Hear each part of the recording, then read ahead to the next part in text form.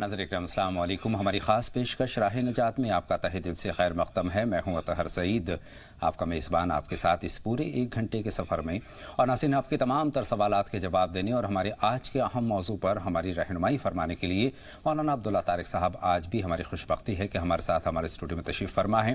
ہم معروف عالم، مفکر اور دانشور مولانا عبداللہ طارق صاحب کا اسٹوڈیو میں پرتپا خیر مقدم کرتے ہیں، ان کا شکریہ ادا کرتے ہیں تشریف آوری کا۔ ناظرین راہ نجات میں ہمارا آج کا موضوع ہے شعبان کی اہمیت۔ جی ہاں، ماہ شعبان چل رہا ہے حضرات، اور آج ماہ شعبان کی 12ویں تاریخ ہے، اور ویسے تو ہر دن، ہر مہینہ خاص ہوا کرتا ہے، اللہ کی نعمت ہوا کرتا ہے، اور ہر دن اہم ہوا کرتا ہے، لیکن کچھ خاص دنوں کو، کچھ خاص مہینوں کو خاص فضیلت حاصل ہے، اور انہی مبارک مہینوں میں ماہ شعبان کی بات شامل ہم کرتے ہیں۔ شعبان کی اپنی اہمیت ہے، اس کی اپنی فضیلت ہے۔ ایک طرح سے یہ ماہ مقدس رمضان کی مشق ہے، اور یہ بہت بابرکت مہینہ ہے۔ اس کی کیا اہمیت و فضیلت ہے، اس پر ہم بہت تفصیلی رہنمائی مولانا صاحب کی حاصل کرنے والے ہیں، اور اپنی بات کا آغاز مولانا صاحب سے یہیں سے کرنا چاہتے ہیں۔ مولانا صاحب، بہت اہم یہ مہینہ ہے ماہ شعبان، اور اس کا آغاز ہو چکا ہے، آج 12ویں تاریخ ہے، اور اسی مہینے میں شب بارات بھی آتی ہے، یعنی 15ویں شب کو شب بارات ہوا کرتی ہے۔ تو اس ماہ کی اہمیت و فضیلت بیان فرمائیں۔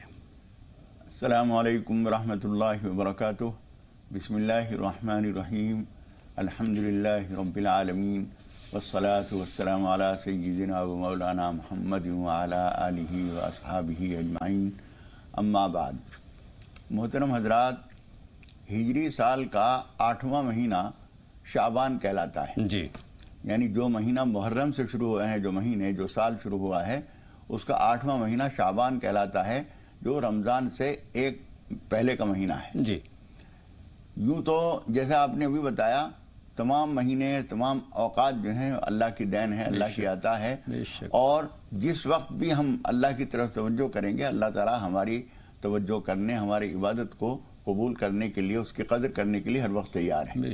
اس کی صفت ہے شکور، یعنی قدر کرتا ہے وہ جو بھی اس کی طرف توجہ کرے کسی بھی وقت میں۔ لیکن یہ بات طے ہے کہ کچھ مخصوص اوقات، کچھ مخصوص ایام، کچھ خاص مہینے خاص اہمیت کا حامل ہوتے ہیں۔ یہ شعبان کا مہینہ بھی ایک خاص مہینہ ہے۔ حضور اکرم صلی اللہ علیہ وسلم نے اس کو اپنا مہینہ فرمایا ہے۔ رمضان کو شہر اللہ اور شعبان کو شہری کہا ہے، میرا مہینہ ہے۔ جی جی جی، اس مہینے میں حضور اکرم صلی اللہ علیہ وسلم بہت روزے رکھتے تھے۔ حالانکہ عام لوگوں کے لیے احادیث میں اس بات کو بھی کہا گیا ہے کہ اپنی طاقت اور توانائی کو مجتمع رکھو رمضان کے لیے۔ اسی وجہ سے بعض احادیث میں یہ بات کہی گئی ہے کہ 15 شعبان کے بعد روزے نہ رکھے جائیں۔ جی، اس سے نہ رکھنے کی مصلحت یہی ہے، اس میں کوئی حرمت، کوئی ناجائز گناہ کی بات نہیں ہے، بلکہ یہ مصلحت ہے کہ جسم کی توانائی کو برقرار رکھو، محفوظ رکھو، تاکہ رمضان میں کام آئے۔ بالکل، رمضان کی تیاری کا مہینہ ہے۔ لیکن پھر بھی بہت سارے لوگ جو ہیں، ہم نے بعض بزرگ ایسے دیکھے ہیں، ہم نے اپنی زندگی میں ان سے ملاقاتیں کی ہیں، وہ رجب سے جو روزے رکھنا شروع کرتے ہیں تو عید کی 6 تاریخ تک روزے رکھ کر پھر اس کے بعد روکتے ہیں 7ویں تاریخ تک۔ تو یہ اہتمام کرنا ممانعت کچھ نہیں ہے، لیکن حضور اکرم صلی اللہ علیہ وسلم یہ چاہتے ہیں کہ رمضان کے لیے آدمی پوری طرح سے مستعد ہو۔ بے شک، اس مہینے میں حضور اکرم صلی اللہ علیہ وسلم بہت روزے رکھتے تھے، اور حضور اکرم صلی اللہ علیہ وسلم کی بات ہی الگ ہے، ان کو عبادت سے تھکن نہیں ہوتی تھی بلکہ توانائی ملتی تھی۔ روزہ ہو، نماز ہو، یاد الہی ہو، قرآن مجید کی تلاوت ہو، حضور اکرم صلی اللہ علیہ وسلم اس کے توانائی ملتی تھی، طاقت ملتی تھی۔ بے شک، یاد الہی سے تو کبھی غافل نہیں ہونا چاہیے، لیکن جیسا کہ آپ نے فرمایا کہ یہ مہینہ تیاری کا ہے، یہ مہینہ مشق کا ہے، اور یہ مہینہ بہت افضل ہے، فضیلت والا ہے، عبادت والا ہے۔ عبادتوں کا آپ نے ذکر کیا، تو مولانا صاحب میں تفصیلی رہنمائی آپ کی چاہتا ہوں کہ اس ماہ میں، یعنی ماہ شعبان میں کون کون سی عبادات ہمیں کرنی چاہیے، اور ان عبادات کی اہمیت کیا ہے؟ دیکھیے، کوئی بھی جو خاص ٹائم ہوتا ہے، جو خاص دن یا خاص مہینے ہوتے ہیں، اس میں کوئی بھی عبادت کی جائے، جیسے مثال کے طور پر رمضان میں اصل جو عبادت ہے وہ روزہ ہے۔ جی، اس کے علاوہ قرآن مجید اس میں نازل ہوا ہے، اس لیے اس کی تلاوت، باقی اس کے علاوہ کوئی بھی عبادت کی جائے گی اس کی قدر و منزلت بڑھے گی۔ اس طریقے سے شعبان کے مہینے میں آپ نوافل پڑھیں، قرآن مجید کی تلاوت کریں، روزے رکھیں۔ شروع سے بہت سارے لوگ شروع سے روزے رکھنے کا اہتمام کرتے ہیں، شعبان کا پورا مہینہ ہی روزوں میں گزارتے ہیں۔ حضور اکرم صلی اللہ علیہ وسلم بھی سب سے زیادہ روزے رمضان کے علاوہ اگر کسی مہینے میں رکھتے تھے تو اسی مہینے میں رکھتے تھے. یعنی روزے رکھنے کے لحاظ سے یہ مہینہ بہت فضیلت والا ہے. بہت فضیلت والا مہینہ ہے. اس کے علاوہ اس کے راتوں میں مختلف قسم کی نمازیں پڑھی جائیں. اس میں اور شب برات میں جو بعض مخصوص نمازیں بتائی جاتی ہیں دینیات کی کتابوں میں بہت تفصیل کے ساتھ فلاں صورت اتنی مرتبہ پڑھی جائے, اتنی رکعت پڑھی جائے, یہ نمازیں حدیث سے تو ثابت نہیں ہیں جی, لیکن نماز پڑھنے کے لیے کسی ثبوت کی ضرورت نہیں ہے. یہ بات ثابت ہے کہ حضور اکرم صلی اللہ علیہ وسلم نے فرمایا ہے الصلاۃ خیر موضوع, نماز بہترین مشغلہ ہے. بے شک. اب وہ کسی خاص تفصیل کے ساتھ کسی بزرگ نے کسی عالم نے اپنے تجربے سے کوئی خاص طریقے کو زیادہ مفید پایا, مثال کے طور پر اتنی رکعت پڑھیں گے فلاں صورتیں پڑھیں گے تو زیادہ مفید ہوگا, تو اس کے اندر کوئی گناہ کی بات نہیں ہے. بس فرق یہ ہے کہ اس کو ثابت عن الحدیث نہ سمجھا جائے جی, لیکن کوئی ممانعت بھی نہیں ہے. جتنی زیادہ سے زیادہ عبادات اللہ سے لو لگائی جائے, اللہ کی عبادت کی جائے, اتنی ہی زیادہ. حضور اکرم صلی اللہ علیہ وسلم کی بعض نمازوں کے بارے میں ہم نے بتایا ہے کہ ایک مسند احمد میں ایک روایت نقل کی گئی ہے کہ حضور اکرم صلی اللہ علیہ وسلم نے جب بہت لمبی نماز پڑھی جس میں رکوع بھی بہت لمبا اور قیام بھی بہت لمبا اور سجدے میں ہے تو اس کو ایسا لگ رہا ہے. بعض دفعہ حضرت عائشہ صدیقہ رضی اللہ تعالیٰ عنہا جب دیکھتی تھی سجدے میں گھنٹوں ہو گئے ہیں تو حضور اکرم صلی اللہ علیہ وسلم کو پاؤں پکڑ کے ہلاتی تھی, نعوذ باللہ کوئی پریشانی کی بات تو نہیں ہو گئی ہے, اتنا لمبا سجدہ. تو لمبا سجدہ کرنا, زیادہ رکعتیں پڑھنا کوئی خرابی کی بات نہیں ہے. حضور اکرم صلی اللہ علیہ وسلم جب ایک مرتبہ بہت لمبی نماز پڑھی تو ایک صاحب نے پوچھا اللہ کے رسول یہ کون سی نماز تھی؟ جی, آپ نے فرمایا نماز رغبت و رہبت ہے, یعنی شوق اور خوف کی نماز ہے. اس میں حضور اکرم صلی اللہ علیہ وسلم جو خوف کی آیتیں آتی تھیں, جہنم کا تذکرہ آتا تھا, عذاب کی آیتیں آتی تھیں, خدا پاک کے غضب و غضب کا تذکرہ جن آیتوں میں آیا ہے ان پہ سے جب پڑھتے ہوئے گزرتے تھے تو اللہ کی پناہ مانگتے تھے, اس کے غضب و غضب سے معافی مانگتے تھے. جب کہیں جنت کی اور اس کے نعمتوں کا, اللہ تعالیٰ کی رحمت کا تذکرہ آیا تو بار بار اس کو پڑھ کر اللہ تعالیٰ سے دعائیں کرتے تھے.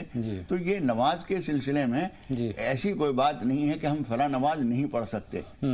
ساری نمازیں پڑھی جا سکتی ہیں, نفل عبادات کی جا سکتی ہیں. ماہ شعبان کا ذکر کر رہے ہیں تو اس میں روزوں کا اہتمام کیا جا سکتا ہے, نفل نمازوں کا اہتمام کیا جا سکتا ہے. روزوں پر ٹھہر کر بات کریں, مولانا صاحب نے روزوں کا ذکر کیا, اس کی اہمیت کی آپ نے بات کی کہ ماہ شعبان میں روزوں کی اپنی اہمیت ہے, نفل روزوں کی اپنی اہمیت ہے. مولانا صاحب جن خواتین کے جو روزے ماہ مقدس رمضان کے چھوٹ جاتے ہیں تو کیا وہ اس میں اس کا اہتمام کر سکتی ہیں؟ دیکھیے یہ بات بہت اچھی طرح سے سمجھ لینی چاہیے. کوئی بھی فریضہ جو ہم سے چھوٹ گیا ہے اس کے لیے اتنا انتظار نہ کیا جائے. بعض بہنیں یہ انتظار کرتی ہیں کہ گرمی کے روزے ہیں ابھی تو رمضان کے, جب سردیاں آئیں گی جب رکھ لیں گے, چھوٹا دن ہوگا, پیاس نہیں زیادہ ستائے گی. تو یہ انتظار تو کوئی گناہ کی بات نہیں ہے, لیکن زندگی کا بھروسہ کیا ہے؟ بے شک جی, کیا بھروسہ ہے زندگانی کا؟ آج بھی بلبلا ہے پانی کا. آپ نے یہ سوچ کے کہ سردی کا موسم جب آئے گا جب روزے رکھیں گے, مہینوں ہیں بھی اس میں, اس لیے جو فریضہ گردن سے جتنی جلدی ادا ہو جائے اتنا اچھا ہے, اس لیے تاخیر کرنا مناسب نہیں ہے. لیکن پھر بھی کسی کے اگر روزے رہ گئے ہیں اور شعبان کا مہینہ آ گیا ہے تو شعبان میں ضرور پورے کر لیے جائیں, اس لیے کہ یہ بات گناہ کی ہے کہ ایک فریضے کو آپ نے سال بھر ٹالا اور اس کے بعد دوسرا رمضان آ گیا, یہ مناسب نہیں ہے. اس لیے اگر کسی کے اب تک کے رہ گئے ہیں تو اس میں رکھے جا سکتے ہیں. اور ایک بات یہ بھی ذہن میں رکھ لیجئے کہ رمضان میں جو روزے رکھے جاتے ہیں یا مثال کے طور پر آپ ہمیشہ رکھتی ہیں شعبان 15 تاریخ کو بھی شعبان میں آپ روزہ رکھتی ہیں شب برات کا, آپ یہ روزہ اگر اس میں رکھ لیں گی تو وہ بھی ادائیگی ہو جائے گی اور یہ فرض بھی آپ کا ادا ہو جائے گا. اچھا, یعنی دونوں جوڑ کر کے ہو سکتا ہے. حضور اکرم صلی اللہ علیہ وسلم کے بارے میں بعض روایتوں میں یہ بھی آتا ہے کہ آپ کی ازواج مطہرات کے جو کچھ روزے کبھی اتفاق سے رہ جاتے تھے تو ان کا ساتھ دینے کے لیے آپ روزے رکھ لیا کرتے تھے کہ ٹھیک ہے تم بھی سحری میں اٹھو گی, ہم بھی اٹھ جائیں گے, تھوڑا بہت جو کچھ ہے وہ کھا لیں گے اور روزہ ہو جائے گا. روزے اہم ہیں, روزے فرض ہیں ہر مسلمان پر, ہر عاقل و بالغ مسلمان پر اور ہر تندرست مسلمان پر روزے فرض ہیں اور روزے بالکل چھوڑنے نہیں چاہیے. لیکن کنی وجوہات سے اگر روزے چھوٹ گئے ہیں رمضان میں تو مرد حضرات کے لیے کیا مولانا صاحب ہدایت ہے, کیا رہنمائی ہے ان کو؟ مردوں کے لیے بھی اور خواتین کے لیے بھی ہدایت یہی ہے کہ فرض کو, کوئی بھی فرض ہو اس کو ٹالا نہ جائے, دیر نہ کی جائے. اگر کسی وجہ سے کسی مرد کے مثال کے طور پر سفر میں تھا اور پرمشقت سفر تھا, آج کل پرمشقت میں نے اس لیے کہا کہ آج کل کے سفروں میں خاص طور پر جو باہر ملک کے سفر کرتے ہیں لوگ تو ایئر کنڈیشن گاڑی ہے, ایئر کنڈیشن جہاز ہے, ایئرپورٹ پہ بھی ایئر کنڈیشن ہے سارا, تو کوئی خاص دقت نہیں ہے. لیکن پھر بھی شریعت اس بات کی اجازت دیتی ہے کہ سفر میں کوئی آدمی اگر روزہ نہ رکھے اور بعد میں رکھ لے فعدۃ من ایام اخر، گن کے اتنے روزے بعد میں رکھ لیے جائیں۔ قرآن مجید میں اللہ تعالیٰ نے فرمایا ہے۔ اس لیے اگر کسی سفر کی وجہ سے یا طبیعت خراب ہو گئی تھی اس لیے آپ روزے نہیں رکھ سکے، تو جب آپ صحت یاب ہو جائیں، سفر سے واپسی ہو جائے، اس کے بعد روزے رکھنے میں دیر نہ کیجیے۔ اور اگر کسی وجہ سے دیر کرتے کرتے ٹلتے ہوئے شعبان تک ہم پہنچ گئے ہیں تو شعبان میں ضرور پورا کر لیجیے، تاکہ اگلے رمضان میں آپ رمضان کے روزے رکھیں۔ اگر بالفرض کوئی آدمی اس کے روزے رہ گئے اور رمضان شروع ہو گیا تو اب وہ پرانے کی نیت نہیں کر سکتا، وہ تو اب جو اس وقت رمضان شروع ہوا ہے اس کی نیت کی جائے گی اور یہ روزے بعد میں پورے کیے جائیں گے۔ کنہیں وجوہات سے جن لوگوں کے روزے چھوٹ جاتے ہیں، سفر میں ہیں یا پھر بیمار ہیں یا پھر کسی پریشانی کا شکار ہو گئے ہیں، روزے ان کے چھوٹ گئے ہیں، تو وہ ماہ شعبان کا انتظار کرتے ہیں اس لیے کہ اس میں ثواب کی زیادہ ان کو امید ہوتی ہے، ان کے ذہن میں بات ہوتی ہے، تو یہ بات کہاں تک صحیح ہے؟ نہیں، دیکھیے رمضان کے چھوٹے ہوئے روزوں کو رکھنے کے لیے زیادہ ثواب شعبان میں ہے، ایسی کوئی بات نہیں ہے، ایسی کوئی بات نہیں ہے، وہ تو جتنے جلدی آپ رکھ لیں گے اتنا اچھا ہے۔ مولانا صاحب اب ہم بات کریں گے ماہ شعبان میں نفل عبادات کی، کن کن نفل عبادات کو ہمیں ترجیح دینی چاہیے، کن کا اہتمام ہمیں اس ماہ میں کرنا چاہیے؟ دیکھیے جو بھی خاص ایام ہیں سال بھر کے، جیسے جمعے کا دن ہے ہفتے بھر میں، یا رجب کا مہینہ گزرا ہے، یا یہ شعبان کا مہینہ چل رہا ہے، ان خاص ایام میں مختلف قسم کی عبادتیں کرنی چاہیے۔ قرآن مجید کی تلاوت اہم چیز ہے، وہ کی جائے۔ حضور اکرم صلی اللہ علیہ وسلم نے بیان فرمایا ہے اور اللہ رب العالمین نے بھی یہ بات فرمائی ہے حدیث قدسی میں کہ جتنا تقرب میری نزدیکی قرآن مجید کے ذریعے آدمی حاصل کر سکتا ہے کسی اور چیز کے ذریعے نہیں حاصل کر سکتا۔ اور صوفیاء کرام جنہوں نے روحانی معاملات کے تجربات بے شمار کی ہیں، ان کا کہنا یہ ہے کہ اس سے قرآن مجید کی تلاوت سے جو نسبت اور جو رابطہ اللہ تعالیٰ سے بنتا ہے اس سے زیادہ مضبوط رابطہ کسی اور چیز سے نہیں بنتا۔ بے شک، سبحان اللہ۔ اس کے علاوہ استغفار اہم چیز ہے۔ استغفار کا ایک تو بڑا فائدہ یہ ہے کہ ہم سے زندگی میں چاہتے ہوئے نہ چاہتے ہوئے، خبر کے ساتھ اور بے خبری میں بہت سارے گناہ ہو جاتے ہیں۔ حضور اکرم صلی اللہ علیہ وسلم فرماتے ہیں کل بنی آدم خطاء، آدم کا ہر بیٹا خطا کار ہے، بے شک، لیکن خیر الخطائین التوابون، خطا کاروں میں سب سے بہترین آدمی وہ ہے جو توبہ کر لیتا ہے۔ تو استغفار کر کے اپنے آپ کو پاک کرنے کا اہتمام کرنا چاہیے جو خاص دن آتے ہیں ان میں۔ اس کے علاوہ نفل نمازیں پڑھی جائیں، کسی کے فرض نمازیں چھوٹ گئی ہیں ان کی قضا کی جائے۔ زندگی میں اکثر ایسا ہوتا ہے سفر میں بہت سارے لوگ نماز کے معاملے میں بے پرواہ ہو جاتے ہیں، حالانکہ اللہ کے بہت سارے بندے وہ بھی ہیں جو چلتی ہوئی ٹرین میں لوگوں سے گزارش کریں گے کہ ذرا سی جگہ دے دیجیے، اور کوئی بھی آدمی کبھی منع نہیں کرتا، چلتی ہوئی ٹرین میں نماز پڑھتے ہیں۔ یا اسٹیشن پہ انہیں معلوم ہے کہ یہاں 5 منٹ گاڑی ٹھہرے گی اور مجھے 2 رکعت پڑھنی ہے، تو وہ اسٹیشن پہ پڑھ لیتے ہیں، وہ صبح اٹھا ہی لے گا۔ پھر بھی کوئی ہو جائے تو پھر آدمی کو نماز جو چھوٹ گئی ہیں ان کو ادا کرنے میں، روزے چھوٹ گئے ہیں ان کو ادا کرنے میں کوتاہی نہیں کرنی چاہیے۔ نوافل کا اہتمام، نفل نمازوں کا اہتمام کیجیے، قرآن مجید کی تلاوت کیجیے، درود شریف کا اہتمام کیجیے۔ حضور اکرم صلی اللہ علیہ وسلم نے درود شریف کی بہت زیادہ اہمیت بیان فرمائی ہے۔ ایک صاحب نے جب پوچھا اللہ کے رسول میں جو کچھ بھی پڑھائی کرتا ہوں اس میں اتنا وقت درود شریف کے لیے رکھتا ہوں، آپ نے فرمایا ٹھیک ہے چاہو تو اور بڑھا لو۔ سبحان اللہ۔ انہوں نے پوچھا کہ میں آدھا وقت اس کے لیے دے دوں باقی چیزوں کے لیے آدھا، آپ نے فرمایا ٹھیک ہے چاہو تو اور بڑھا دو۔ سبحان اللہ۔ تو پھر انہوں نے پوچھا اللہ کے رسول ٹائم کا 2/3 حصہ جو میں ذکر اذکار تسبیحات کے لیے رکھتا ہوں اس میں 2/3 ٹائم درود شریف کے لیے اور باقی دوسری چیزوں کے لیے آپ، پھر تو میں سارے ٹائم جو ہے درود شریف میں لگاؤں گا۔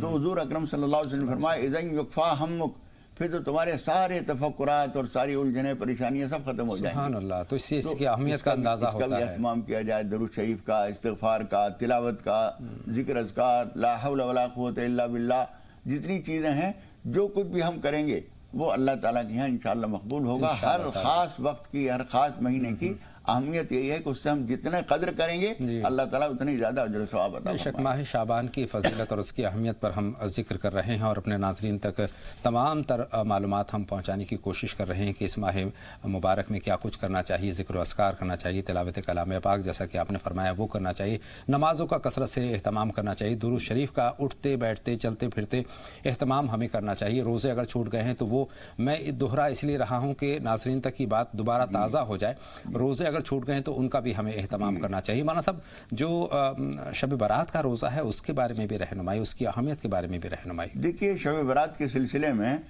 حضور اکرم صلی اللہ علیہ وسلم کی متعدد روایتیں مشکات شریف میں بھی اور سنن ترمذی میں اور دوسری کتابوں میں نقل کی گئی ہیں. اس میں سے بعض روایتوں کے بارے میں بعض محدثین کو کلام ہے, یعنی ان کی سند میں کچھ کمزوری ہے, لیکن اس بات کو پوری طرح سے ذہن نشین کر لیا جائے اور اپنی عملی کوتاہی اور اپنی کم ہمتوں کو علم کا رنگ نہ دیا جائے. میں جو لفظ بول رہا ہوں اسے پھر دھیان سے سن لیجئے. اپنی کم ہمتی کوتاہی اور بدعملی بے عملی کو علمی تحقیق کا رنگ نہ دیا جائے. جی علامہ ناصر الدین البانی ایک اہل حدیث بڑے عالم گزرے ہیں, ابھی چند سال پہلے ان کا انتقال ہوا ہے. انہوں نے ایک حدیث پر گفتگو کرتے ہوئے کہا ہے کہ وَهُوَ قَوِيٌّ لِشَوَاهِدِهِ, دوسری شہادتوں کی بنا پر, متعدد روایتوں کی بنا پر یہ سند قوی ہے, مضبوط ہے, جس میں شعبان کی فضیلت اور 15 شعبان کی فضیلت بیان کی گئی ہے. اس لیے ان چیزوں میں نہ پڑیے کہ کون سی سند کمزور ہے اور کون سی حدیث قوی ہے اور کون سی ضعیف ہے. متعدد روایتوں, اصول حدیث کا یہ فقہ کا اصول حدیث کا یہ قاعدہ ہے کہ جب کوئی بات کئی سندوں سے بیان کی جائے تو سند کی کمزوری اس معاملے میں مضر نہیں ہوتی ہے, بلکہ شواہد کی بنا پر اس حدیث کو قوی مان لیا جاتا ہے. تو اس میں بھی عبادت کرنی چاہیے, نماز پڑھنی چاہیے. حضور اکرم صلی اللہ علیہ وسلم نے اس شب میں نماز کا اہتمام کیا ہے. لوگوں کو تاکید نہیں کی کہ قبرستان جاؤ, لیکن حضور اکرم صلی اللہ علیہ وسلم خود قبرستان گئے ہیں. اور جب حضرت عائشہ صدیقہ رضی اللہ تعالیٰ نے پوچھا کہ آج کیا خاص بات ہے, تو آپ نے یہ فرمایا کہ یہ 15 شعبان ہے, اس میں اللہ تعالیٰ بے شمار گناہگاروں کو معاف فرماتا ہے اور بہت سارے اپنے بندوں کو نوازتا ہے. انشاءاللہ اس شب پر ہم بہت تفصیلی گفتگو کریں گے, ایک پورا شمارہ اس پر ہم کرنے والے ہیں. ماہ شعبان کی اہمیت کی ہم بات کر رہے ہیں. نفل عبادات میں مولانا صاحب کون سی نمازوں کا اہتمام ہمیں خاص طور پر کرنا چاہیے؟ دیکھیے, نفل عبادتوں میں خاص طور پر نمازوں میں صلاۃ التسبیح بہت اہم چیز ہے, جس کی حضور اکرم صلی اللہ علیہ وسلم نے تاکید فرمائی ہے. یہ بات ہم اب سے پہلے غالباً صلاۃ التسبیح پر ایک خاص پروگرام بھی کر چکے ہیں. اس وقت ہم بیان کر چکے ہیں کہ حضرت عباس رضی اللہ تعالیٰ عنہ جو حضور اکرم صلی اللہ علیہ وسلم کے عم بزرگوار ہیں, چچا ہیں, وہ ایک دن دوپہر کو پہنچے اور کسی نے بتایا کہ آپ کے چچا جان ہیں. حضور اکرم صلی اللہ علیہ وسلم فرمایا کہ چچا میاں کہ یہ وقت آنے کا نہیں ہے, اس وقت آئیں, کوئی خاص بات ہے بلا لو. اندر پہنچے تو انہوں نے درخواست کی کہ بھتیجے, میرے دل پر ایک الجھن تھی, ایک پریشانی تھی کہ ہم نے جاہلیت میں اسلام سے پہلے بہت سارے گناہ کیے ہیں اور ان سے بچنے کا کوئی راستہ سمجھ میں نہیں آ رہا تھا. تو میری سمجھ میں یہ بات آئی کہ اللہ تعالیٰ اس سے نکالے گا جب میرا بھتیجا اس معاملے میں مجھے رہنمائی کرے گا. تو میں اس کے لیے بے چین ہو گیا, بے قرار ہو گیا, اور مجھے بتاؤ کہ ان گناہوں سے بچنے کی کیا صورت ہے. تو حضور اکرم صلی اللہ علیہ وسلم نے اس پر مسرت کا اظہار فرمایا اور آپ نے پھر صلاۃ التسبیح تعلیم فرمائی, جس کو ہم ایک دفعہ بیان کر چکے ہیں. مجھے اس وقت کہنا صرف یہ ہے کہ ایک لمبی نماز ضرور ہے یہ, لیکن اس کے لمبے سے لمبے فائدے بھی ہیں. بے شک. جو چیز جتنا گڑ ڈالیں گے اتنا میٹھا ہوگا, جتنی محنت کریں گے اجر بقدر مشقت, یہ اصول ہے صوفیاء اکرام کے یہاں. جتنی مشقت اٹھائیں گے اتنا اجر ملے گا. اور اس کے بارے میں تو کہا یہ جاتا ہے کہ روزانہ اس کا اہتمام کریں, روزانہ ممکن نہ ہو تو ہفتے میں کریں. روزانہ پڑھو, روزانہ نہ کر سکو تو ہفتے میں ایک مرتبہ پڑھو, مہینے میں ایک مرتبہ نہ کر سکو مہینے میں ایک مرتبہ پڑھو, یہ بھی نہ کر سکو تو سال میں ایک دفعہ پڑھو, اور یہ بھی نہ ہو سکے تو عمر میں ایک دفعہ تو ضرور پڑھ ہی لو. اس سے تو یہ اتنی سنگین چیز نہیں ہے کہ آدمی نہ کر سکے. جو لوگ پڑھتے رہتے ہیں انہیں تقریباً 20 منٹ لگتے ہیں, اور جن کو روانی نہیں ہے, عادت نہیں ہے زیادہ, ان کو آدھا گھنٹہ لگ جاتا ہے. اور کبھی جب سکون سے پڑھا جائے تو ہم نے تو یہ دیکھا ہے کہ جب آدمی سکون سے پڑھتا ہے, توجہ سے پڑھتا ہے, تو پھر اسے ختم جلدی کرنے کی توجہ نہیں ہوتی, اور اس کا دل لگتا ہے, اس کا دل لگتا ہے. اور وہ دونوں سجدوں کے درمیان جو تسبیح پڑھنی ہے, اس کے علاوہ جو دوسری دعائیں بیان کی گئی ہیں حدیث میں, ان کو پڑھنے کو جی چاہتا ہے. سمع اللہ لمن حمدہ, ربنا لک الحمد حمدا کثیرا طیبا مبارکا فیہ وغیرہ بھی پڑھتا ہے, اور پھر اس کے بعد وہ تسبیح سبحان اللہ والحمدللہ بھی پڑھتا ہے. اس طرح نماز کبھی کبھی پون گھنٹے کی ہو جاتی ہے. تو ہم جتنا زیادہ اللہ سے لو لگائیں گے, اللہ تعالیٰ بھی اس سے زیادہ ہمارے قریب آتا ہے. مختصر یہ ہے کہ ماہ شعبان بھی عبادات کا مہینہ ہے, رمضان کی تیاری کا مہینہ ہے, بہت اہم مہینہ ہے. اس میں تمام تر عبادات ہمیں کرنی چاہیے, ذکر و اذکار کرنا چاہیے, تسبیحات کا اہتمام کرنا چاہیے, نفل نمازوں کا اہتمام کرنا چاہیے, روزوں کا اہتمام کرنا چاہیے, چھوٹے روزے ہیں ان کا اہتمام کرنا چاہیے, قضا نمازیں بھی اگر جو چھوٹ گئی ہیں اس کا بھی اہتمام کیا جا سکتا ہے. خالی وقت کے لیے بہترین مشغلہ ہے کہ ہمیں نماز پڑھنی ہے تو جو ہماری چھوٹی ہوئی ہے اس کو پہلے نمٹا لیں۔ جی آئیے مولانا صاحب، کالر سے بات کرنے کا وقت ہو گیا ہے۔ نسیم صاحبہ ہماری پہلی کالر ہیں، ان سے بات کرتے ہیں۔ خیر مقدم آپ کا نسیم صاحبہ، سوال پوچھیے۔ السلام علیکم۔ وعلیکم السلام، خیر مقدم آپ کا نسیم صاحبہ، فرمائیں۔ جی ہمارے 2 سوال ہیں۔ ہم نے مولانا صاحب سے اس دن بات کی تھی تو مولانا صاحب نے ہمارے بچوں کو نظر کے لیے بتایا تھا علم شریف اور سورہ فلق سورہ ناس پڑھ کے پانی پہ دم کر کے پلانے کے لیے کتنے بار پڑھنا ہے یہ بتا دیجیے۔ ٹھیک ہے۔ اور مولانا صاحب سے ہم یہ جاننا چاہتے ہیں، ہمارے شوہر نے 22 رجب کو کوئی منت مانی تھی، لیکن اب وہ منت مان کے بھول گئے ہیں کہ انہوں نے کیا منت مانی تھی، تو اس کے بارے میں مولانا صاحب تھوڑا سا بتا دیں کہ کیا کریں ہم۔ ٹھیک ہے بہن، آپ کے دونوں سوال ہم نے نوٹ کر لیے ہیں، کچھ لمحوں کا آپ کو انتظار کرنا ہوگا۔ رئیس صاحب گوا سے ہماری فون لائن پر ہیں، فرمائیں رئیس صاحب کیا سوال ہے آپ کا؟ السلام علیکم صاحب اور مولانا کو بھی میرا سلام۔ وعلیکم السلام رئیس صاحب، آپ کا بھی خیر مقدم، راہ نجات میں سوال پوچھیں۔ شکریہ، خیریت ہے آپ لوگ؟ الحمدللہ الحمدللہ۔ جی میں یہ جاننا چاہ رہا تھا کہ میں ایک حدیث میں سنا تھا کہ پہلے کون سا متحدہ ہوا تھا جب اور غیر ایمان والے ساتھ میں حج کیا کرتے تھے، طواف کیا کرتے تھے، اور دوسری بات یہ رمضان سے پہلے جو روزے رکھنے کی اس میں ضرورت ہے یا مطلب نفلی ثواب ملتا ہے اس کا؟ ماہ شعبان کے روزوں کی بات کر رہے ہیں جی۔ کچھ لوگ بولتے ہیں کہ حلوہ بنانا ضروری ہے تو میں چپ رہ جاتا ہوں۔ میں نے بہت شکریہ، آپ کے دونوں سوال رئیس صاحب ہم نے نوٹ کر لیے ہیں۔ اپنی بات کا آغاز کرتے ہیں، 2 کالرز ہماری فون لائن پر موجود ہیں۔ انجم صاحبہ حیدرآباد سے ہیں، ان سے پہلے ان کا سوال جانتے ہیں۔ خیر مقدم آپ کا انجم صاحبہ۔ السلام علیکم مولانا صاحب۔ وعلیکم السلام بہن، فرمائیں کیا؟ مولانا صاحب میرے کو یہ پوچھنا ہے، صلاۃ تسبیح کی نماز کتنے رکوع کے ساتھ پڑھنا ہے اور کتنے عشاء کے بعد پڑھ سکتے کیا؟ تسبیح کتنے رکوع کے ساتھ؟ ٹھیک ہے بہن، آپ کا سوال ہم نے نوٹ کر لیا ہے اور بہت اہم نماز کے تعلق سے آپ نے جانکاری چاہی ہے۔ بہن اشرف صاحبہ جو ہیں وہ ممبئی سے ہماری فون لائن پر ہیں، فرمائیں بہن آپ کا کیا سوال ہے؟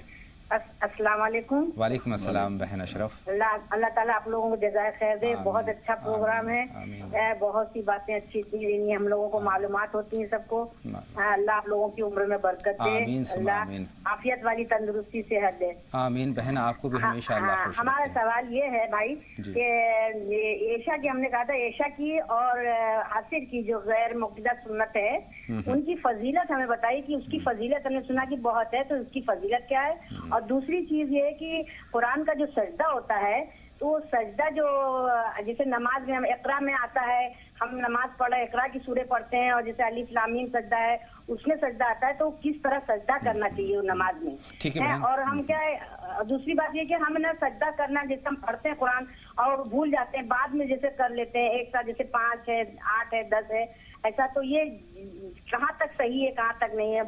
تو یہ ہمیں ذرا سا یہ ہم بتا دیجیے۔ فوراً مولانا صاحب کی رہنمائی حاصل کرتے ہیں، غور سے سنیے گا۔ سوال ہے جی جی بالکل، بہت سوالات اہم ہیں۔ بے شک بے شک۔ بہن دیکھیے، جب ہم قرآن شریف کی تلاوت کر رہے ہوتے ہیں بیٹھ کر نماز کے علاوہ، اس وقت میں اچھا یہی ہے کہ جب سجدے کی آیت آئی ہے اسی وقت سجدہ کیجیے۔ بعد میں اگر کسی وجہ سے بھول گئے ہیں رہ گئے ہیں تو بعد میں جب بھی موقع ہو جب کر لیجیے، لیکن صحیح قاعدہ یہی ہے کہ حتیٰ کہ بعض بڑے علماء اور بعض صحابہ کرام کا بھی طریقہ یہ تھا کہ وہ اونٹ پر چل رہے ہیں یا گھوڑے پر چل رہے ہیں اور تلاوت کر رہے ہیں، اس میں سجدہ آ گیا تو اسی وقت اترتے تھے اور سجدہ کرتے تھے، پھر اس کے بعد سفر جاری کرتے تھے، فارغ ہو جاتے تھے، بھولنے کا سوال نہیں۔ اور آپ نے جو پوچھا ہے کہ نماز کے دوران جو سجدے کی آیت آ جائے، جیسے اقرا کے بارے میں آپ بتا رہی ہیں، تو اس وقت جو ہے اسی وقت میں جب آیت پڑھی ہے آپ نے سورہ سجدہ یا حامیم سجدہ وغیرہ جو پڑھیں اسی وقت سجدہ کریں اور ایک سجدہ کر کے پھر کھڑے ہو جائیں، پھر آگے تلاوت جاری کر دیں۔ اور کیا 2 سوال تو یہ ہوئے ان کے؟ ایک دوسرا عشاء کی اور عصر کی سنتوں کے تعلق سے، ان کی فضیلت کے تعلق سے۔ ہاں، عصر سے پہلے کی سنتوں کے بارے میں تو حضور اکرم صلی اللہ علیہ وسلم کے حدیث پاک ہے کہ رحم اللہ امرأن صلی قبل العصر 4، اللہ تعالیٰ کی رحمت ہو اس بندے پر اور اس بندی پر جو عصر سے پہلے 4 رکعت نماز پڑھتا ہے۔ اور عشاء سے پہلے کی 4 سنتوں کے بارے میں حضور اکرم صلی اللہ علیہ وسلم ایک عام اصولی حدیث ہے۔ حضور اکرم صلی اللہ علیہ وسلم فرماتے ہیں بین کل اذانین صلاۃ، بین کل اذانین صلاۃ، بین کل اذانین صلاۃ لمن شاء۔ 3 مرتبہ آپ نے فرمایا کہ ہر 2 اذانوں یعنی اذان اور اقامت کے درمیان نماز ہے۔ 3 مرتبہ فرمانے کے بعد تیسری مرتبہ کے بعد آپ نے فرمایا جو چاہے۔ اس کا مطلب یہ کہ لازمی نہیں ہے، لیکن ہر اذان کے بعد فرض نماز کے علاوہ کچھ نہ کچھ نفل نماز ہوتی ہیں، اس لیے ان کا بھی اہتمام کرنا چاہیے۔ दो कॉलर्स और हैं मौलाना साहब हमारी फ़ोन लाइन पर। परवीन साहिबा कर्नाटक से हमारी फ़ोन लाइन पर हैं और इसके अलावा सलीम साहब से भी हम बात करेंगे। बताएं बहन, आपका क्या सवाल है? परवीन साहिबा, अपने टीवी की आवाज़ बंद कर दीजिए और सवाल पूछिए। जी फरमाएं। परवीन साहिबा ने अपने टीवी की आवाज़ खोल रखी है, गालिबन उनसे बात हमारी मुमकिन नहीं हो पाएगी। सलीम साहब आप फरमाएं, आपका सवाल क्या है? हाँ कि मिसेज से ऑपरेशन हुआ पेट का और उसके उन्होंने भी उसके बाद हैदराबाद और इसके लिए एनालिसिस भी दे दिया। उसके बाद ऑपरेशन के बाद क्या? पेट का ऑपरेशन हुआ पेट के अंदर का जी, और उसके कुछ पार्ट है वो हैदराबाद उसके लिए चेकअप के लिए भेजे हैं। तो रिपोर्ट उसमें पॉजिटिव आई है कि आप के बारे में बताइए, दुआ क्या करें। दुआ के ताल्लुक से सलीम साहब गौर से सुनिएगा, मौलाना साहब की जो रहनुमाई हो उसको किस तरीके से अमल में लाना है। मौलाना साहब रहनुमाई फरमाएं। इनकी अहलिया का ऑपरेशन हुआ है और तमाम जो है रिपोर्ट्स का इनको इंतज़ार है, तो दुआए खैर के ताल्लुक से देखिए, एक तो सदका जरूर कर दीजिए जो कुछ आपकी ज़्यादा से ज़्यादा ताकत हो। हम जो वो तजर्बा बताया करते हैं 1800 रुपये का सदका, वो ये मुतय्यन तादाद कहीं हदीस से साबित नहीं है, लेकिन तजर्बात लोगों के ये हैं कि 1800 रुपये का सदका किया जाता है तो जो दुश्वारी होती है वो दूर हो जाती है, बीमारी है तो वो दूर हो जाती है। इसलिए सदका करना यूँ भी बलाओं को दूर करता है। एक मुश्त देना है, एक मुश्त भी दे सकते हैं, वरना 360 का तरीका है इसका, लेकिन यकमुश्त भी किसी ज़रूरतमंद को दे दें और जितने ज़्यादा मजबूर, परेशान, तंगदस्त को देंगे और अपने रिश्तेदारों में कोई आदमी होगा उसे देंगे और खामोशी से देंगे, उतना ही ज़्यादा मुअस्सिर होगा। ये कीजिए, नमाज हाजत पढ़िए, अल्लाह ताला से दुआ कीजिए। मुझे उम्मीद है हैरतनाक तरीके पर कभी कभी डॉक्टर भी हैरान रह जाते हैं कि इतनी तेज़ी से जो शिफायाब हुआ है ये मरीज, ये हमारी उम्मीद और तवक्को से ज़्यादा है। उसमें अल्लाह ताला की अताएं शामिल होती हैं जब हम सदका करते हैं और किसी दुखते हुए दिल को हम राहत पहुंचा देते हैं। हम भी सेहतियाबी की दुआ करते हैं उनकी अहलिया के लिए, अल्लाह ताला तमाम लोगों की सेहत के लिए। परवीन साहिबा हमारी फ़ोन लाइन पर हैं कर्नाटक से, उनका सवाल हम नोट करते हैं। बताएं बहन परवीन, क्या सवाल है आपका? आपसे गालिबन अभी बात हमारी हो चुकी है। हेलो जी फरमाएं, क्या सवाल है? अस्सलाम वालेकुम। वालेकुम अस्सलाम। मैं ख्वाब के बारे में बात करना था। हम बताएं क्या ख्वाब देखा है? मेरे बेटे का ख्वाब है। रात में ख्वाब में ऐसा मालूम हुआ, रात में नींद के लिए तो पानी पिया बॉटल से, तो थोड़ी देर के बाद बेचैनी हुई तो उल्टी हुई। उल्टी में उससे मछलियाँ निकले। क्या निकले? मछली। ठीक है बहन। मौलाना साहब ये ख्वाब किस तरफ इशारा करता है, क्या ताबीर हो सकती है? लेकिन इससे पहले एक कॉलर और हमारे साथ जुड़ रही हैं, शगुफ्ता साहिबा मध्य प्रदेश से, उनका सवाल और नोट कर लेते हैं और उसके बाद मौलाना साहब की रहनुमाई हम हासिल करेंगे। बताएं बहन, क्या सवाल है आपका, क्या जानना चाहती हैं शगुफ्ता साहिबा? अस्सलाम वालेकुम। वालेकुम अस्सलाम। बताएं। आपका ये प्रोग्राम बहुत ही अच्छा है, हम लोग को जबरदस्त उससे फायदा हुआ है। मौलाना साहब की सब कुछ बताते हैं उसके बारे में। मेरा सवाल ये है भाईजान कि हमारे समाज में हम ये देखते हैं कि त्योहारों के सिलसिले में बहुत सारे रिवाज हैं। मसलन कुछ लोग दूध चावल पर फातह कराते हैं, इसके अलावा किसी और चीज पर भी नहीं हो सकती, उनका कहना है। हमारे पुरखे ऐसे ही करते चले आ रहे हैं तो हम भी यही करेंगे। क्या ये सब चीजें बिदअत तो नहीं है? बहुत शुक्रिया और बहुत अच्छा सवाल है बहन। ये सवाल है कि जब घर के आंगन में हम छत पर घूमते हैं, तस्वीर वगैरह पढ़ते हैं, तो कुछ बूंदें आती हैं, पानी की बूंदें, ऐसा लगता है जैसे पानी की टपक रही हैं, होता कुछ नहीं है। तो ये पूछना था ना। ठीक है बहन, मौलाना साहब की फौरन हम इस पर रहनुमाई लेते हैं। मौलाना साहब दूसरे सवाल का पहले हम जवाब दे देते हैं जब तक से। देखिए, ये आमतौर पर नहीं होता है, लेकिन अगर कभी ऐसा हो, कभी तो बाज़ दफ़ा एक आध दफ़ा से कोई शीट आई, जैसे कोई परिंदा ऊपर से गुजरा और उसने कोई चीज़ गिरा दी, उसकी वजह से होता है। लेकिन हमेशा याद रखिए कि ख़वातीन को छत के ऊपर या सहन में नंगे सर घूमते फिरते तस्बीह वगैरह पढ़ना मुनासिब नहीं है। सर ढक के ज़रूर रहें। और ऐसी कोई चीज़ आ रही है, अगर आपने देखा फौरन नज़र उठाई कोई परिंदा गुजर रहा था, तो हो सकता है कि वो गंदगी हो, उससे बचने की कोशिश कीजिए।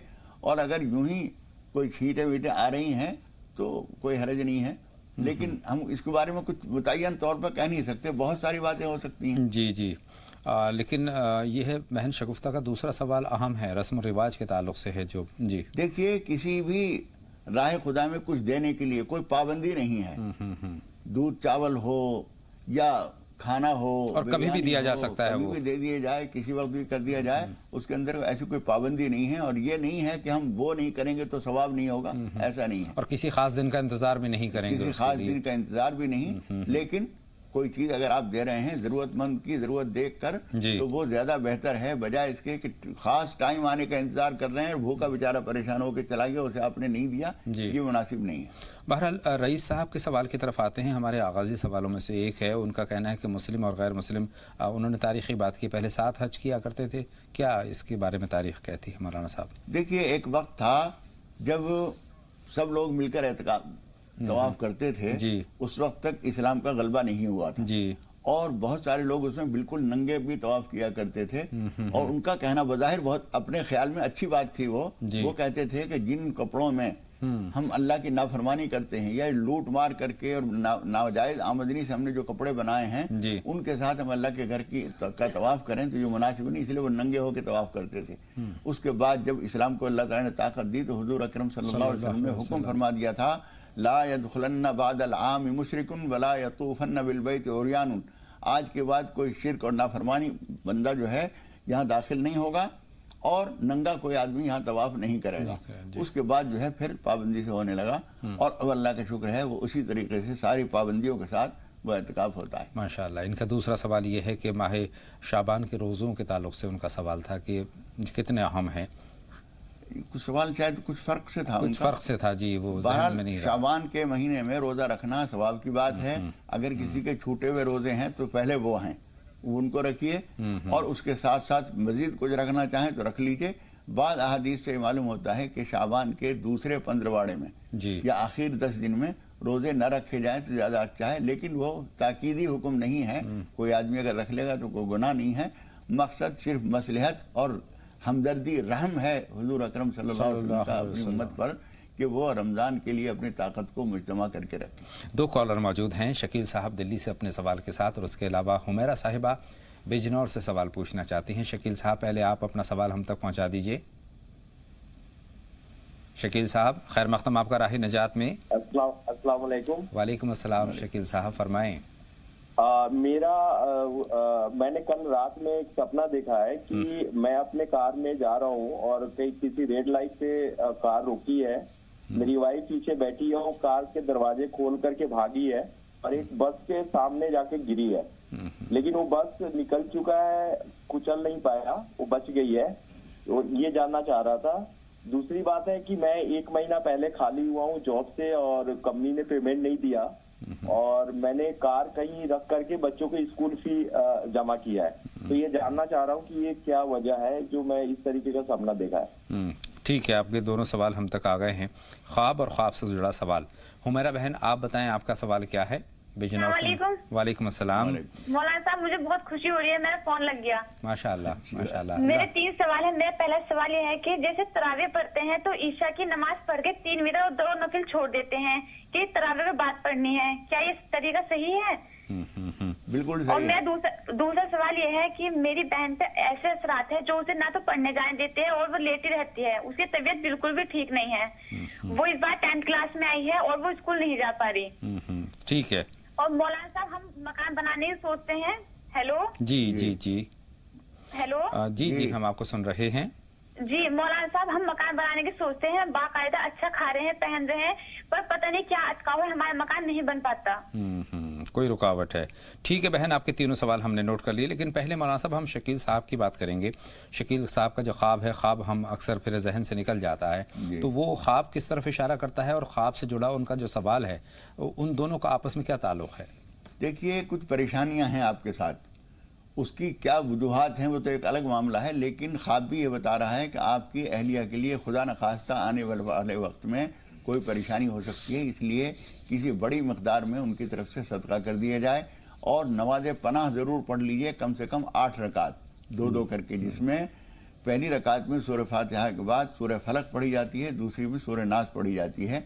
ये कर लीजिए। कुछ सदका दे दीजिए, अल्लाह ताला से दुआ कीजिए। हम भी दुआ करते हैं अल्लाह ताला आपको और आपकी अहलिया और आपके तमाम अहले खाना को आफियत से रखें। इन कारोबार की हालत भी सही नहीं, उनका वो दोनों के लिए जी, यही चीज़ है, वो सारी चीज़ें एक साथ जुड़ी हुई हैं। मैंने जो कहा कि आपके सारे घर के साथ कुछ परेशानियां हैं, उनके लिए ये सदका भी बहुत बड़ा काम करेगा और नवाज़े पनाह जो है पढ़ेंगे, इनकी अहलिया भी पढ़ें 8 रकात और ये खुद भी पढ़ें। मौलाना साहब 2 कॉलर और हमारी फ़ोन लाइन पर मौजूद हैं। नाहिद साहिबा हैं और उसके बाद शब नूर साहिबा से हम बात करेंगे जो कि बरेली से हैं। नाहिद साहिबा फरमाएं, आपका सवाल क्या है?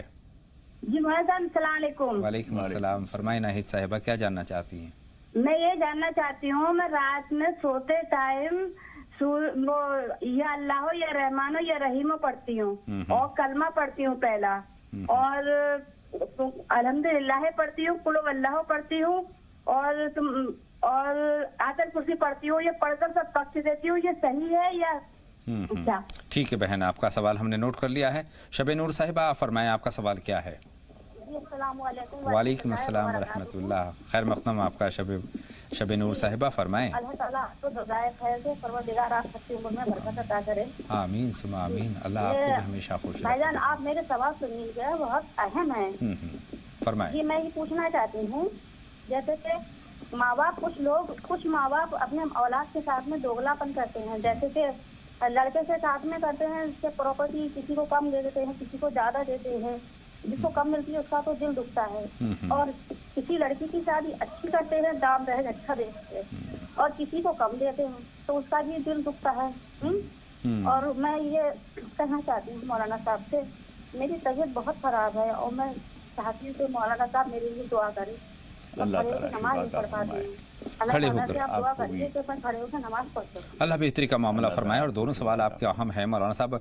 एक तो सेहत के ताल्लुक से है, खड़े होकर नमाज नहीं पढ़ पा रही हैं, सेहत और आफियत की दुआ करते हैं इनके लिए भी, और तमाम बच्चियों बहनें भाई जितने भी बीमार हैं उन सब के लिए दिल से दुआ करते हैं। अल्लाह ताला सबको अपनी करम से सेहत और क़ुव्वत अता फरमाए। आमीन सुमा आमीन, अल्लाह बेहतरी का मामला फरमाए। और मौलाना साहब दूसरा सवाल भी अहम है। वालिदैन को हम एहतराम की नज़र से देखते हैं और वालिदैन के लिए उफ तक कहने का हुक्म नहीं है, लेकिन जब वालिदैन इस तरह की बात करते हैं, दोगलापन करते हैं, देखिए एक बात समझना बहुत ज़रूरी है, हालात हमेशा यकसा नहीं होते जी। 3 बेटियां हैं, पहली बेटी की जब शादी की तो हालात कुछ कमज़ोर थे, उस वक्त जहेज वैसा नहीं दिया जैसा अच्छा समझा जाए जिसे। दूसरी बेटी की जब शादी हुई उस वक्त हालात कुछ और बेहतर हो गए, बच्चे थे वो भी कमाने लगे, आमदनी कुछ बढ़ गई, अब सामान कुछ ज्यादा दे दिया, तो इसको हम दोगलापन नहीं कहेंगे। और इसमें कोई हम अदम तवाज़ुन नियत की खराबी से नहीं बल्कि हालात की कमी और बेहतरी की वजह से होता है। लेकिन कुछ जगहों पर यह भी देखा गया है कि अगर वो मीरास है तो मीरास को किसी को ज्यादा दे दिया, किसी को कम दे दिया, जिसको ज्यादा मोहब्बत करते हैं। मैं वो भी बता रहा हूँ, जमीन जायदाद का मामला यह है कि इसमें अपनी जिंदगी में तो आप दे रहे हैं तो उस वक्त भी ज़रूरी है कि तवाज़ुन कायम रखें। किसी बेटे से ज़्यादा मोहब्बत है, किसी से कम मोहब्बत है, लेकिन हक़ जो शरीयत ने मुकर्रर किया है वो उसको मिलना चाहिए। बेटियों को भी बराबर देना चाहिए। बराबर का मतलब ये कि जितना होता है उनका हिस्सा वो दिया जाए। अगर हम कमी करेंगे तो अल्लाह ताला के यहाँ मुआखज़ा होगा। लेकिन औलाद के बारे में मेरा मशवरा यही है कि उनको आराम से तवज्जो तो दिला दें, लेकिन इस बात को लेकर उनसे टकराव न पैदा करें, उनसे झगड़ा न करें। माँ बाप जो कर रहे हैं, अगर वो गलती कर रहे हैं तो वो जाने, अल्लाह ताला के यहाँ वो जवाब देंगे। आप एक दफ़ा तवज्जो तो दिला दीजिए, लेकिन आपको अगर कम मिला है तो ज़िंदगी में इंशाअल्लाह ताला आपको खुदा पाक दूसरे तरीके से दे देगा। हमने बहुत सारे ऐसे लोगों को देखा है कि माँ बाप ने उनको कम दिया, महरूम किया, लेकिन अल्लाह ताला ने उनको नवाज दिया। बेशक सब्र रखना चाहिए और अल्लाह से बेहतरी की दुआ करनी चाहिए और अपनी काविशें बढ़ा देनी चाहिए। बिल्कुल। 2 कॉलर हैं, सादिक साहब हैं दिल्ली से और सालार साहब औरंगाबाद से। सादिक साहब फरमाएं, क्या सवाल है आपका? जी वालेकुम अस्सलाम। मेरा सवाल है, एक मेरा पड़ोसी का बच्चा है, 7-8 महीने से गायब है, वहाँ नहीं रहा, उसके आने की कोई सूरत बन सकती है? वो उसकी पता है कहाँ है? वो गायब है, तो गुमशुदा है, वो कह रहे हैं कि पता है वो, लेकिन चलिए आपका सवाल हमने नोट कर लिया है। सालार साहब फरमाएं, आपका सवाल क्या है? अस्सलाम वालेकुम। वालेकुम अस्सलाम। सर सवाल ये है कि हेलो सर, हेलो। जी जी हम आपको सुन रहे हैं। हाँ अस्सलाम वालेकुम। वालेकुम अस्सलाम, फरमाएं सालार साहब। सर सवाल ये है कि जैसे हम जो देश में रहते हैं वो देश ने हमें ऊपर एक जिम्मेदारी डाली है, अब इलेक्शन आना है और हमें जो है तो अपनी पसंद का उम्मीदवार चुनना है, वो चाहे आओ या ना हो। लेकिन कुछ वक्त गुजरने के बाद में रमजान आ जाएंगे और हमें कड़कती धूप में खड़े रह के लाइन लगा के हमें वोटिंग करना है। क्या हम आलसीपना करते हैं, जैसे कि धूप है, रोजा है, हम नहीं खड़े रहना चाहते, तो क्या इसकी पूछ होंगी, इसकी भी पकड़ होंगी हमारे को?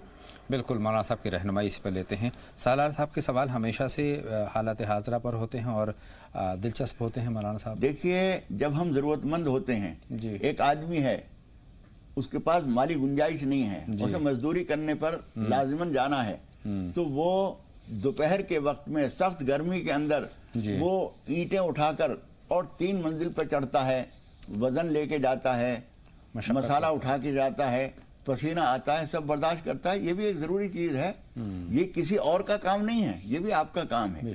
आपको अपने इलाके में या अपने मुल्क के लिए कैसे लोगों को लाना है, ये आपसे एक मशवरा लिया गया है। हुकूमत ने और मुल्क ने आपसे राय ली है जी। वो राय देना आपकी जिम्मेदारी है। न सिर्फ ये कि हुकूमत की जरूरत है, बल्कि हमारी भी जरूरत है कि अच्छे आदमी हुकूमत में आए जो काम को संभालें और पूरे मुल्क को फायदा पहुंचाएं।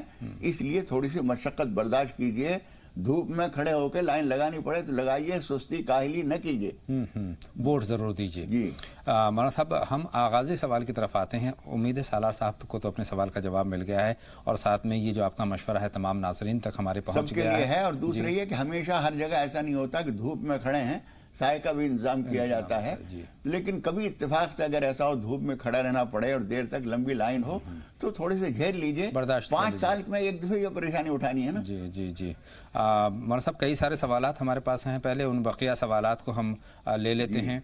नसीम साहिबा का सवाल हमारे पास है, बच्चों को नज़र लग गई है तो कुछ दुआओं का एहतमाम आपने बताया होगा, तो वो कितनी मरतबा करना वो ये जानना चाहती हैं। वो 3 मरतबा सब चीज़ें पढ़ लें और अल्लाह ताला से दुआ भी करें, इंशाअल्लाह ताला दूर हो जाएगी। अच्छा, 22 रजब को इनके शौहर ने एक मन्नत मानी थी और वो उसको भूल गए हैं कि क्या मन्नत मानी थी, तो अब क्या करें? देखिए, जो कुछ गालिब गुमान हो कि शायद हमने ये माना था, जी जी जी, वो कर लें। और कुछ भी याद ना आ रहा हो तो अल्लाह ताला से 2 रकात नमाज़ तौबा पढ़कर माफ़ी मांग लें कि परवरदिगार, मैंने कुछ नियत की थी, मैं कर नहीं पा रहा हूँ, याद नहीं आ रही है, मैं माफ़ी चाहता हूँ, इंशाल्लाह माफ़ हो जाएगा। आइए 2 कॉलर और हैं, उनसे हम बात कर लेते हैं। हेलो शकील साहब फरमाएं, क्या सवाल है? जमशेदपुर से हैं हमारे साथ जी, फरमाएं शकील साहब।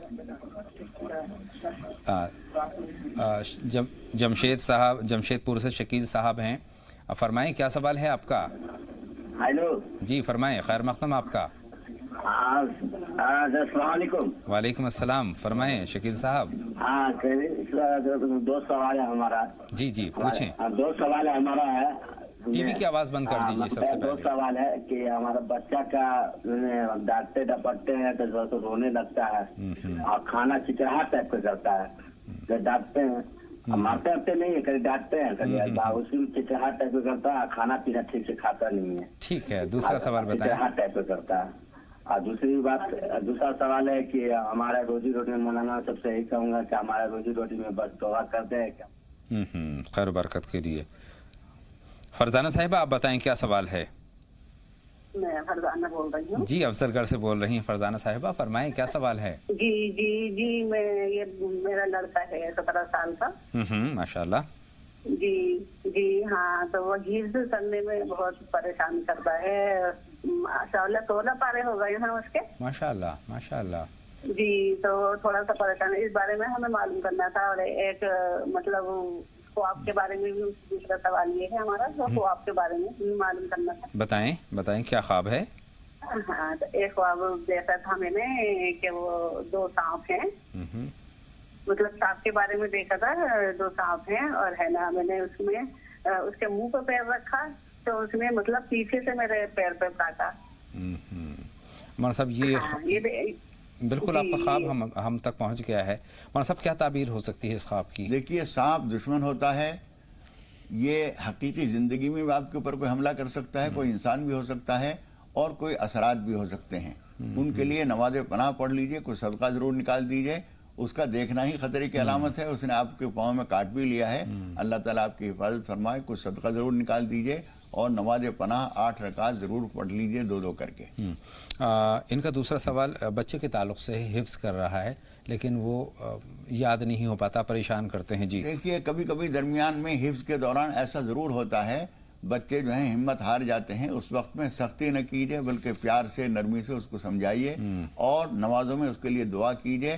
اور اس کے وہ بتائیے 16ویں پارے میں 20 نمبر کی سورۃ طٰہٰ میں 4 چھوٹی چھوٹی سی آیتیں ہیں. رب اشرح لی صدری ویسر لی امری واحلل عقدۃ من لسانی یفقہوا قولی. یہ آیتیں اس کو یاد کرا دیجئے, وہ پڑھ کر اور پھر یاد کرنا شروع کیا کریں. انشاءاللہ تعالیٰ اس کو آسانی ہوگی. شوق دلائیے, بیچ میں ہمت نہ ہار جائے اور آپ سختی نہ کیجئے, پیار سے نرمی سے سمجھائیے. انشاءاللہ تعالیٰ بہتری کا معاملہ ہوگا. انجم صاحبہ کا بہت پہلے سے ہمارے پاس سوال نوٹ ہے, حیدرآباد سے. انہوں نے پوچھا تھا صلاۃ التسبیح میں کتنے رکوع, اس تعلق سے ان کی. دیکھیے, صلاۃ التسبیح میں کوئی رکوع کی پابندی نہیں ہے, بلکہ آپ جون سی بھی صورت آپ کو یاد ہو. ہم نئے لوگوں کو جن کو یاد رکھنے میں مشکل ہوتی ہے, آسانی کے لیے بتاتے ہیں کہ 4 رکعت ہوتی ہیں, چاروں قل پڑھ لیجئے. قل یا ایھا الکافرون, قل هو اللہ, قل اعوذ برب الفلق, قل اعوذ برب الناس. تو یہ آسانی رہے گی.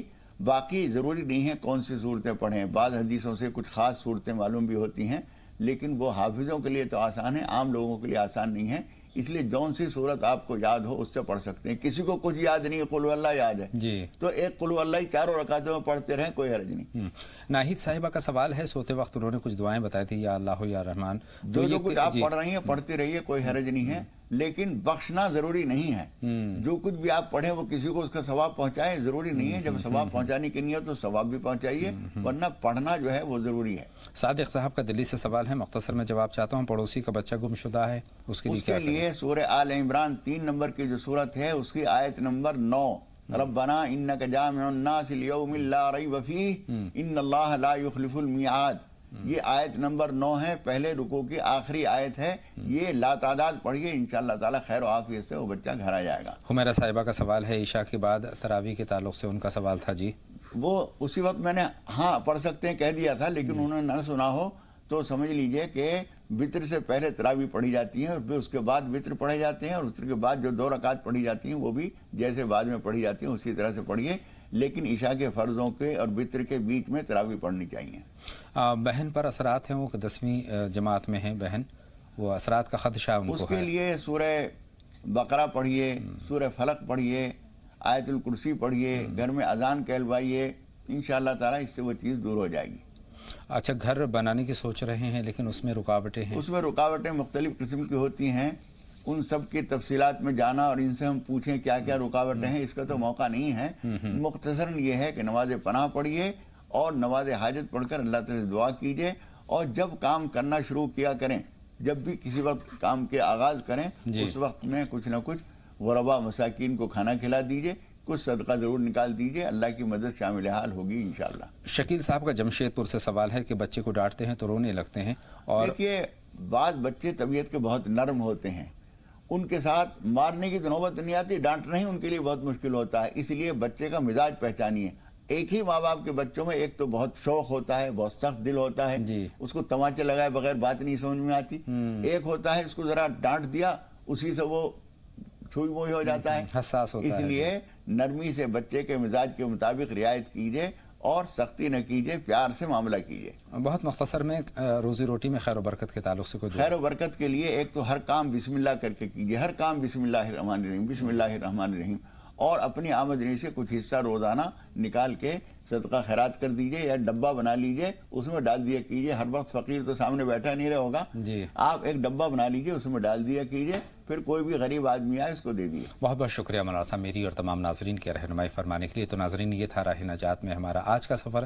انشاءاللہ تعالیٰ امید ہے کہ کل پھر آپ سے ایک اور خوبصورت ملاقات ہوگی. فی الحال اپنے میزبان اطہر کو بھی اجازت دیں. السلام علیکم. السلام علیکم ورحمۃ اللہ وبرکاتہ.